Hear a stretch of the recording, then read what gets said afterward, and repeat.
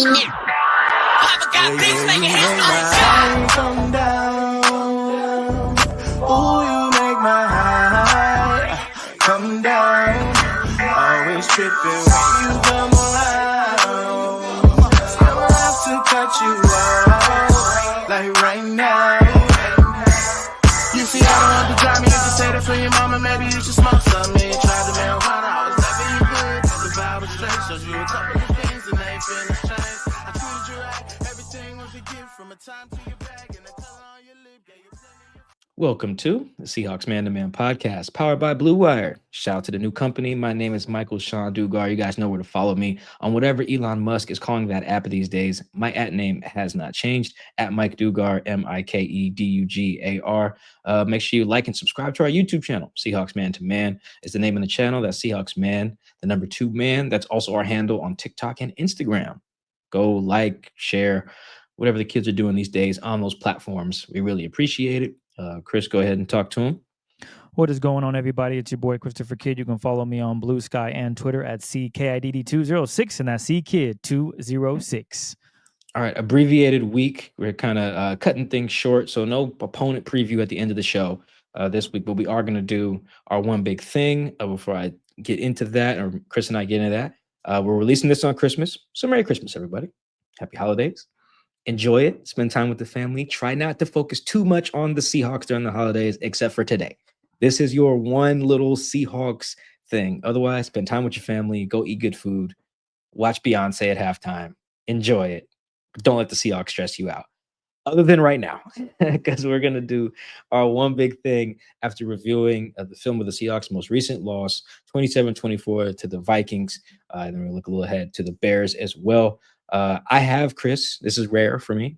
I have a positive-ish one big thing. I have a negative as well, but I have a positive-ish one big thing as well, coming off of a loss. I feel good about that. So I think that we should end the show positively and then have you go first. Let's do with that. What is your one big thing after rewatching Seahawks Vikings this week? Not a problem. I will go first. And it actually stemmed from a text message exchange that we had during the game. I want to say maybe the third quarter. I'm sure Mike can pull up the text. But, Chris, it was actually this at point in time. But nonetheless, we're texting back and forth. And Mike texts and says, Chris, Ryan Grubb is calling the game like these guys are down 10 points or something. And when I read that text, I'm like, yeah, Mike is right. But as I continued watching, it kept going to my head that, they're really just throwing the football all over the field. And while it was successful for the most part, they were also finding themselves in really sticky situations of false starts, illegal man downfield, illegal shift, just situations that they've had issues with all season long. So the one big thing is focused around the run game again this week. And I feel like we've done this back and forth the entire season. But it's such a problem with this team because Ryan Grubb at the beginning of the year, he told DK and the rest of the offense, all those guys, that we're going to be a run-first team. That is our strength. That's who we're going to be. That ain't happened all season. That just has not been their identity. Their identity has been, hey, yo, Gino, how you feeling, man? Knees good? Arms okay?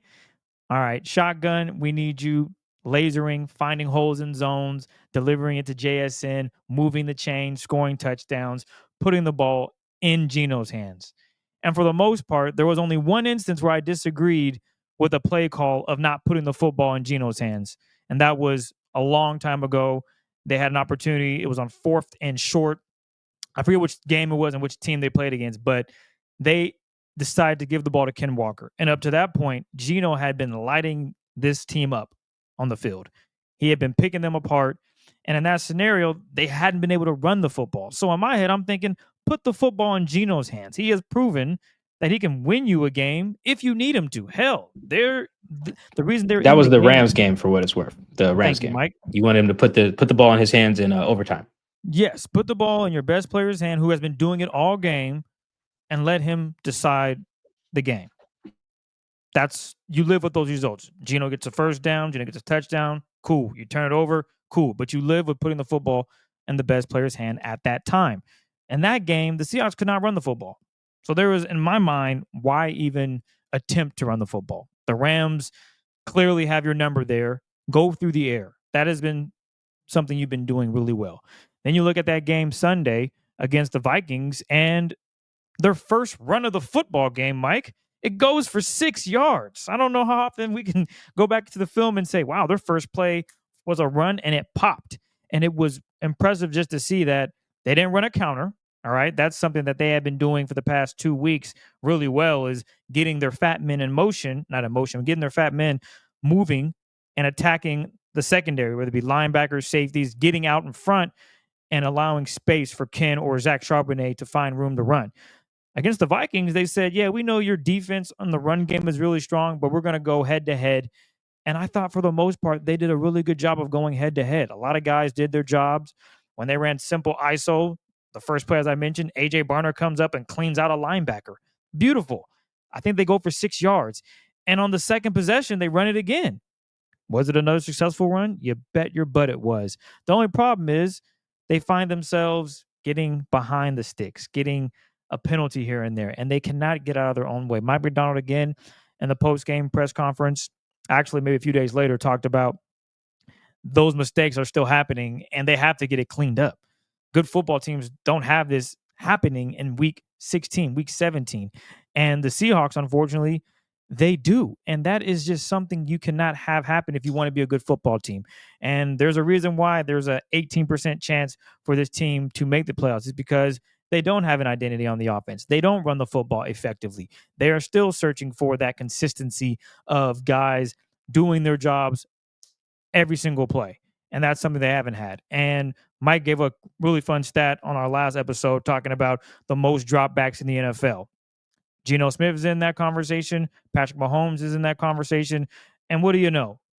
Both of these guys are banged up. Not saying that the other top 4 guys or 5 are not, but it's taken a toll on Geno. And obviously, you can get hurt on any play.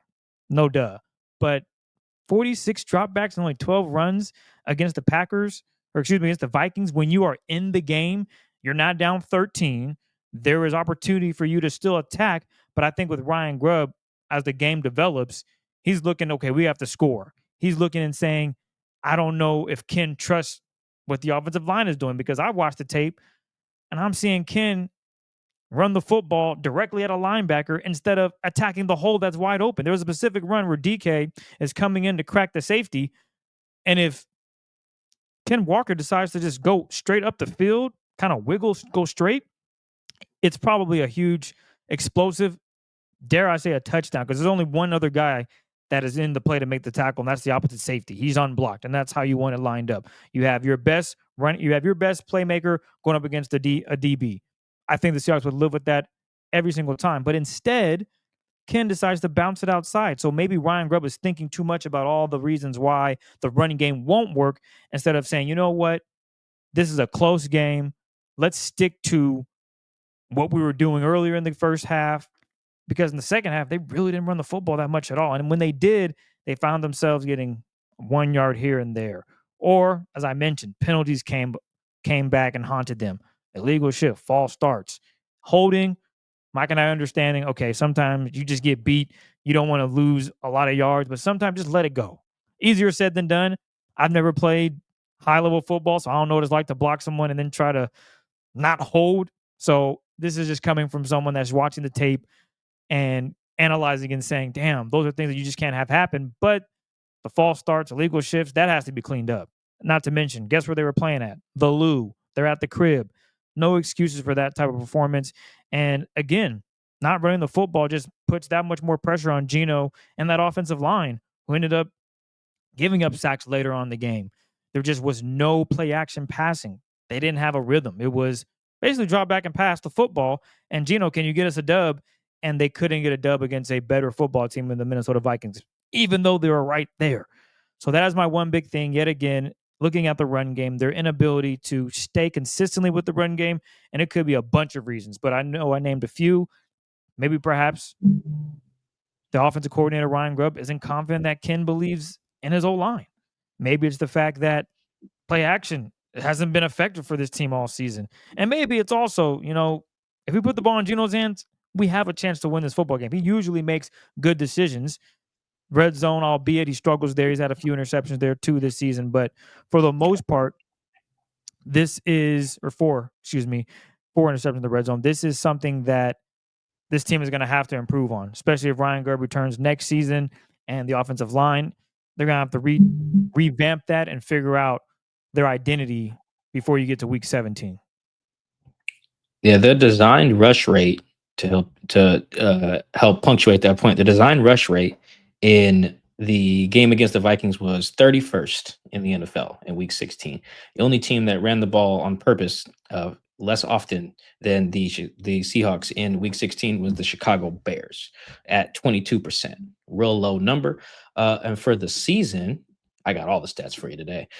For the season, the Seahawks designed rush rate is 30th in the NFL, ahead of only the Raiders, and the Browns. And if we're going to factor in, because those numbers those are raw numbers. They take out scrambles and stuff like that, but they're just all game. They don't necessarily account for the time and the score. So if we take those into account, I'm gonna go to rbsdm.com, which stands for runningbacks.don't matter.com, which is hilarious. But that is the site run by our homie Ben Baldwin, who tracks early down pass rate when the game is within reach for both teams, and then he takes out all of the snaps from the end of both halves, like the final 2 minutes. So take out 2-minute drills, take out blowouts in either direction, and the Seahawks have the 4th highest pass rate in the NFL, behind the Bengals, the Vikings for some reason, and then the Browns. So it's just those teams. Now, obviously, you can pass this well and have a good offense, or pass this much and have a good offense, as the Vikings do, and as the Bengals do. Two teams with good offenses, but as the Seahawks are demonstrating this year, that leads you into the land of no identity and putting a lot of pressure on your passing game to be clean. And here we go, Chris. Got more stats for you. One more. Speaking of the penalties that you brought up, the Seahawks had, I believe, 6 offensive penalties in the game against the Vikings. Only one was like a production, was a holding. I think it was on Farrell Brown. The rest were all procedural. All of them. That's procedural penalties in Week 16, which you just can't really have. And then for the year, the Seahawks, where do you think the Seahawks rank? A little bonus quiz for you. Where do you think the Seahawks rank in offensive penalties for the season? Are we ranking it being like first the worst or 32nd the worst? Does that make sense? The number one team has the most penalties, so view it that way. All right, perfect. I will go. The Seahawks are ranked 3rd. The Seahawks are tied for first in total number of offensive penalties. It is them and the Cleveland Browns. Oof. They each have 67 offensive penalties. Yeah, there's only 3 teams with 60 or more. The 3rd team is the Bears at 61. Yeah, that'll be fun. Yeah, to your point, they don't run it very often, and then overall they're a very sloppy operation with 67 offensive penalties. That is disgusting. And one more thing before you go, Mike. It's funny that just watching the film, like, I'm not the biggest stat guy, but I know Mike is. And Mike and I don't text and say, hey, Mike, can you grab these stats while I'm doing this? This is just me viewing the games that I've watched. I've watched all 16 of them twice, 2 or 3 times each. And as we do with one big thing, we just focus on something that stood out to us. So sometimes you might notice Mike is doing something with his fingers. He's actually looking up the stats while I'm communicating my one big thing. So that's really cool that not only are my eyes telling me this, I have the statistics that are backing it up. It's not like I'm blowing smoke in your guys' ears and it's like, oh, you're wrong, Chris. Well, there are stats that provide what I'm talking about. So that's a really cool thing that we do with one big thing, even though I'm not looking at all the stats because it's all available to me. I'm just like, this is what my eyes are telling me. And then Mike's like, well, what do you know, Chris? Why don't you tell me where you think this team's at? And I'm guessing it's like right in the ballpark. So no surprises there. But Mike, enough of that. Let's get to some good stuff. Why don't you give us your one big thing, or a little bit of good stuff for your one? Yeah, I was about to say I'm in the negative a little bit, but yeah, honestly, I'm glad you brought that point though about how you watch the games, and just looking at your eyes tell you the Seahawks have been a team that whether you're watching on the broadcast or you're just watching on the film, they are generally a team that what your eyes are telling you is accurate. Like it's not much of like, oh man, I'm watching this guy and he stinks, and then you go look at the numbers and they're great. Or as a team or as a defense, as an offense, generally what you're seeing from the Seahawks, if you think something's going well, chances are the numbers are backing it up. There's very few instances. We'll talk about one. That's like a teaser, actually, for my one big thing. And to your point, I got one more number for you. You did say that the Seahawks did have some good runs, actually. The They did. Seahawks in week 16 were 9th in success rate running the Oh, look at ball. that, So they guys. when they did run the ball, they were doing it as well as anyone in the league in week 16. They just didn't. And just stopped doing it, which is why I text you in the third quarter. I was like, what does bro think the score is? Like, bro, does he think they're down 20? I was very confused.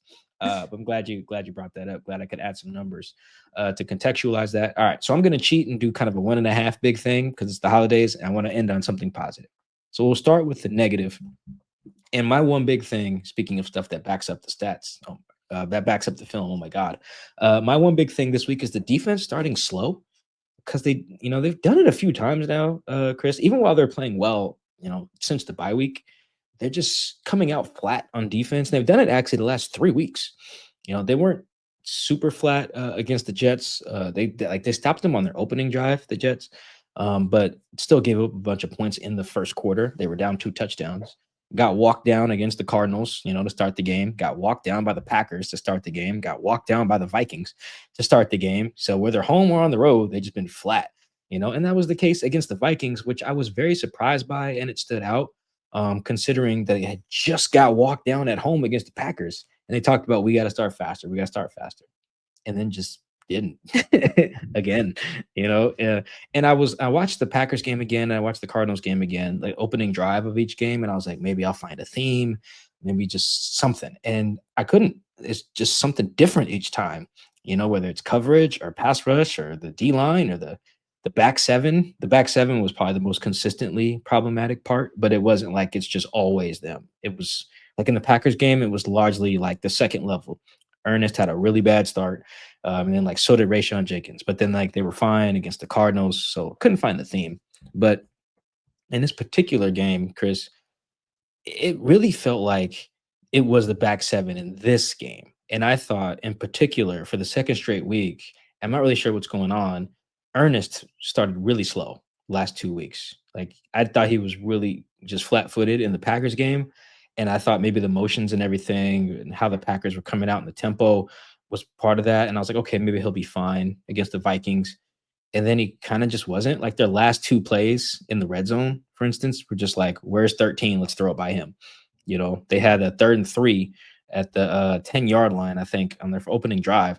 And Ernest is just turns directly. They do like a bunch. They have a stack. They have 3 guys near Ernest. It's Jordan Addison, Justin Jefferson, and I think whoever number 83 is. And Naylor. then thank you. You remember his name really well. That's impressive. Because I just be having no idea who this guy is. And then I think Hawkinson's up against Josh Jobe on the backside. So you got a bunch. You got Spoon there. Actually, it may be Trey Brown. Actually, it's on the other side because it's Spoon, it's EJ, and it's Jobe, and then a safety against 3 receivers for the Vikings in this little bunch formation.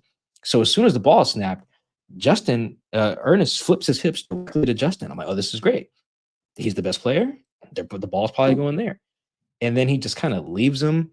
And then he ends up just getting an easy catch and does that little thing with his hands. He was doing that all game, Chris. I don't know what he does. He puts his You're chin doing it on right. the top of his hand and You're then doing it wiggles right. his fingers. It's That's super it. cool. You got it. Does that mean something? Is that like a? I'm pretty sure it's sign language, but I'm also not 100% sure.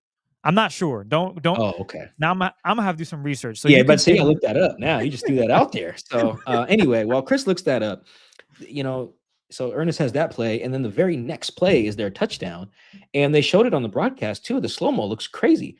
Ernest is standing over the ball, and then there's a play fake. They fake a sweep to Aaron Jones to the defense's right, but Tyrese is already over there. That side of the field is covered. For some reason, Ernest just beelines over there and then leaves, and Jordan Addison comes legitimately and stands exactly where Ernest was and is wide open directly up over the ball. It was so weird.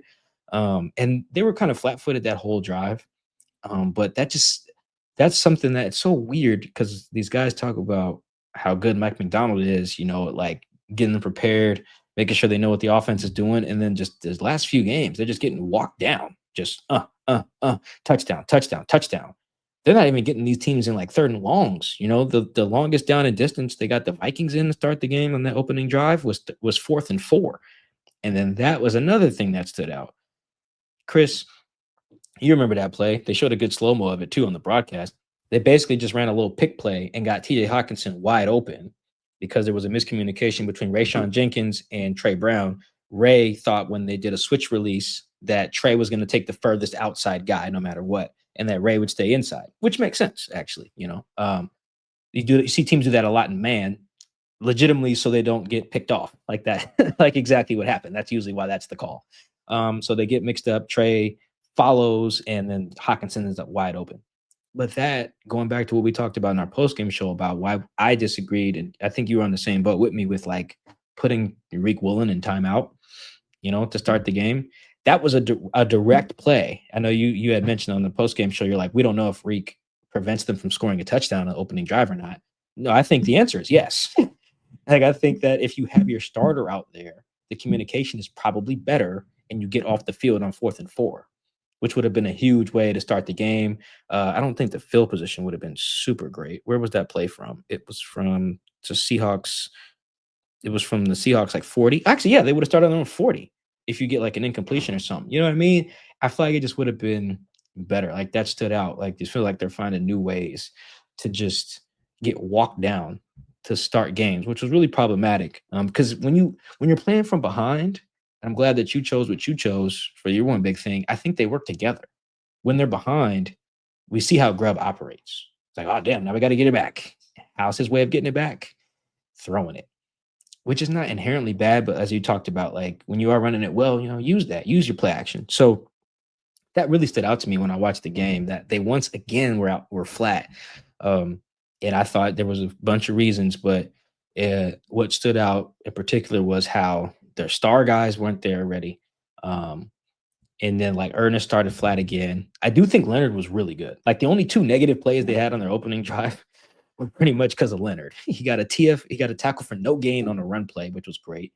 And then he forced an incompletion on 3rd and 3 because he hit Sam Darnold as he throws. And then Aaron Jones was wide open. The ball just can't get to him. So I thought Leonard was locked in to start, and then that was pretty much it. Like, even Spoon got routed up by Jordan Addison on a really good comeback route, on the first drive. Like, I don't know how a team that can lock in so fast after getting punched in the mouth can avoid that punch. So that really popped out to me. And I see you've got the answer on the Justin Jefferson move. What is he doing there? So it's from the Little Rascals. Whoopi Goldberg does this to the kids. Oh, okay. So someone, I'm sure maybe a reporter might have asked Justin, and maybe he referenced that, but after Googling it, yeah, Whoopi Goldberg does it to the kids. So, okay. I got still you. hilarious that he does it every time he catches it. No, you're right. I was watching I rewatched the game at midnight, like that night with my wife, and she was like, "What does that mean?" And I was like, "I don't know. He does it a lot because he does it every time he gets a first down, and Justin gets a lot of those. So you see it quite a bit. I like this one from Aaron Jones. Oh yeah, I like that. I like that too. Clean. I like the George Kittle joint, like the little bear kind of looking bear hand type thing. I like that from him. Will Dissly used to kind of like act like he was kicking stuff under the rug. I like that from Diss. I don't know if he still does it, but yeah, I don't know how we got to ranking first down signal moves. But yeah, that all stood out though, to kind of go back to their opening drive. It's really problematic. It can't happen in these next 2 weeks for sure. You can't start slow, because not only is it bad for your defense, like, you guys can lock back in defensively. We've seen them do it, but it speaks to how the offense reacts. Like, if you get down 10 points, the offense just basically just abandons the run to start the game. And we see how that goes. And Chris, you ready for some numbers? This is always good. Go ahead and give me the number. Oh, you can't see it. There we go. Numbers. Yeah. So, Chris, since week 11, which is when the Seahawks defense pretty much locked in, that's post the bye week, they're last in opponents' points per drive in the first quarter. They have the worst first quarter scoring defense in the league. Well, even though they're good for the rest of the game. Like, they're a top 10 scoring defense since week 11. Actually, for the season, they're a top 10 scoring defense, actually. But in the first quarter, since the bye week, they're last, the worst. That's crazy. They're allowing 3 points per drive in the first quarter. So, like, if you get the ball against the Seahawks at some point in the first quarter, you're going to score. That's crazy. They've allowed the most first quarter points in that span, 49, in however many games that is. That's crazy. It's so in the first quarter, they've allowed 7 points, 0 points against the Cardinals at home, which was great, but then 14 against the Jets, 7 against the Cardinals on the opening drive, 14 against the Packers, and then another 7 against the Vikings, man. It's just, you can't come out like that. Your season's on the line right now. It's been on the line for a while, but I do think that's part of the issue here. The defense is locking back in. They're making adjustments, and I'm sure you guys are wondering, well, Mike, what are they doing to adjust? Why don't they just do that to start? I really don't even think they're making a bunch of schematic stuff. It really just seems like guys are just locking in, just better. Particularly in the Packers game, it just seemed like they locked in. And even in this game, it was like, oh, let's just get off the ball better. Let's cover better. Let's get in our fits better. And the last thing on this, I really feel like their pass rushing is to come alive earlier in the games. Because I do think they're getting some teams in some third downs, but it's just they're not getting enough early sacks. I don't have like what their pass rush numbers are in the first quarter. I mean, I can look that up later, but they're giving up a bunch of points. That's the main thing. Stop giving up points. Have your offense play with a lead. Maybe that'll help. What you're talking about with Grub. So that was my one big thing that was negative. I was just like, yo, how y'all start slow again? Packers game wasn't enough, huh? Okay, cool. Maybe that's just your thing. Got to get punched in the mouth first for everybody to lock in on the basic stuff, basic communication, basic, assignment, basic run fit stuff. So hopefully that's not the case against the Bears. I should look up where the Bears are in first quarter points, but it doesn't matter because the Seahawks are the worst either way. All right. I wish I had a Santa hat to put on because I feel like I'm bringing good news here with this. Chris, my like bonus one big thing that's positive. Riq Woolen played great. On Sunday against the Vikings. So by next gen stats, he only gave up 2 catches for 16 yards on 7 targets. That's outstanding. Because you look at the numbers and you're like, damn, Sam Darnold was kind of cooking. Justin Jefferson went for $144 or whatever it was, 2 tugs. But Riq himself was really good. Like he was I looked at all 7 targets, and one of them he almost picked off. It was an over route in the first quarter. Another one was the double move. They tried to get him on in the end zone. He got beat on the double move by Jordan Addison, but then recovered really well, got his head around. Like it really looked like he specifically learned from messing up against the Packers. Like it was great. It was like, okay, you messed up, learn from it, get better. Like everything guys say post-game, that sounds like just player speak. You could see it like in Riq. Like he was in trail position, had to get his head around on a deep ball, did it, saved 6 points. I can't remember what happened on that drive, but the fact that he didn't give up a tug was great, He gave up like a 7-yard catch on 3rd and 20. Who cares?